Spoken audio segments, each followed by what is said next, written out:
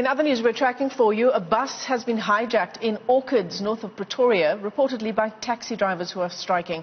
The City of Tshwane says that officials were not sure if the woman driver made it out of the bus before it was stolen and that her colleagues are still trying to reach her. Now, the city says police have been notified about the incident. It's also confirmed that passengers were forced out of the bus while en route to work and I'm sure school as well this morning. For now, the Metro has recalled all its bus services for security reasons. Let's get to the latest on the story now. We're joined by Tshwane Metro Police Department's Mahamba. He joins us on the phone. Isaac, good morning. Thanks very much for your time this morning on the AM report.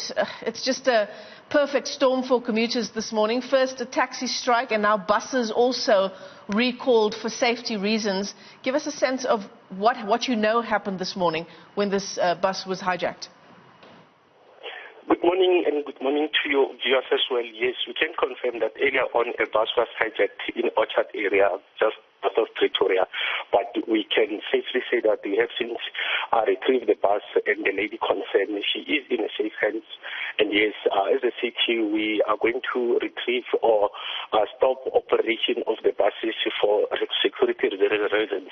What you know is that the NTA, that is a taxi organization, applied for a march from Mahamba area. They'll stop, they'll deliver their first memorandum at Bosman, Department of Transport in Bosman Street, and then later on they'll hand their second memorandum in Union Building. That's the plan that we agreed with the taxi organizers. The thing of them, going in the morning and blocking some intersections in the CBD or in and out of the CBD, it was so wrong. And what we are going to do is that we are going to have a discussion with the organizers. Remember, when we give them permission for this particular march, there are restrictions that we gave them, and there are certain things that they need to follow, certain conditions that they need to follow for them to adhere to. So if they did not do that, hence we are going to sit down with the organizers and make sure that why they did not follow that. And again, we're not going to ask them why. We are going to make sure that we enforce the law. The organizers, they should definitely account about what happened. It was not in our plans. It was not in their plan. We didn't agree with them to close the streets. What we know is that they should be peacefully marching from Mahamba, as I indicated, to those two different places where they're supposed to hand over the memorandum. Yeah. But we as police, we are always ready for any eventuality. That's why now we kicked, or our operational plan kicked in just to make sure that we unlocked those areas where there was blockages this morning. Yeah, and I'm seeing a lot of photographs on social media as well, Isaac, this morning of major highways also being blocked off due to the taxi strike. Can you give some advice to people who are traveling on which routes they should be avoiding this morning? You understand that blockages, we are saying, we know that there are taxis that are coming from, all over Gauteng, from Joburg, Soweto, from around parts of the city of Tshwane that are heading to Mahamba. From Mahamba, this way they'll be heading to Department of Transport. What we expected is that the street that will be heavily affected is within the CBD. From the Mahamba area, they'll be joining Struin Street down Kawi into Bosman Street. They'll arrive there around 11:30, where the first memorandum will be delivered. Then from there, they'll proceed with Struin Street into Nelson Mandela Drive up until a Union Building. That's where they'll hand over their second memorandum. And that's why we are warning the motorists around CBD just to be patient. But as I indicated, we'll make sure that we protect the citizens that are doing business around CBD. We are going to make sure that we protect the kids that are writing exams today. So that is our priority. But again, we appeal to the taxi industry, as I agreed with them, to say it should be a peaceful march. We are expecting a peaceful one. And as I said, they'll deliver the memorandum, the last one around 1:30, and they'll disperse at Union Building around 2 o'clock this afternoon.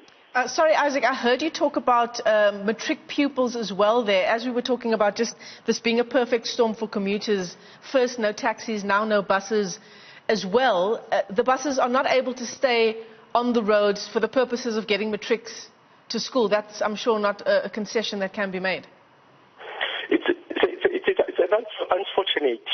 You will understand that we have made this decision as a city based on the developments that happened this morning where the bus was hijacked. We've got the duty to protect the bus operators. We've got the duty to protect the people that are working in the bus industry. So what happened in the morning, again, we condemn that incident, but due to that incident, we had to temporarily withdraw the buses for the safety of the buses and for the operators as well. But again, we are saying we know there are schools around the places that the march will take place. We have deployed our members to make sure that they safeguard those properties. We have made sure that we deploy our members to make sure that the kids that are getting there, they should be safe. But again, we are appealing to those kids who are going to their schools and who are using the buses and the taxis to make sure that they use alternatives means of transport. And again, we sincerely apologize for inconvenience that could have caused to our listeners. Yeah. All right. Well, thanks very much for that. Isaac Mahamba is a spokesperson for the Tshwane Metro Police Department. Incredibly worrying. I've actually just been speaking to Steve Mabona, who is in the office of the Basic Education Department. And he says, just in terms of matric pupils who are meant to be writing this morning, I mean, it's such a late time to be making alternative arrangements for transport at this stage. But if they are unable to get to school, first of all, the plea is for them to please try and make alternative arrangements and try and get to school. But Steve Mabona is saying that concessions will be made. There's a 1 hour late start allowance. There's also an allowance for writing at an alternative exam center. I've actually just texted him again to say 1 hour is such a short period of time for an allowance. And especially if you were caught off guard by what's about to happen. And even if you are able to write, for instance, at a close school, there needs to be questions around whether or not those schools are prepared for what would be an extra influx of pupils. So it really is a sticky situation, and hopefully we'll be able to resolve it.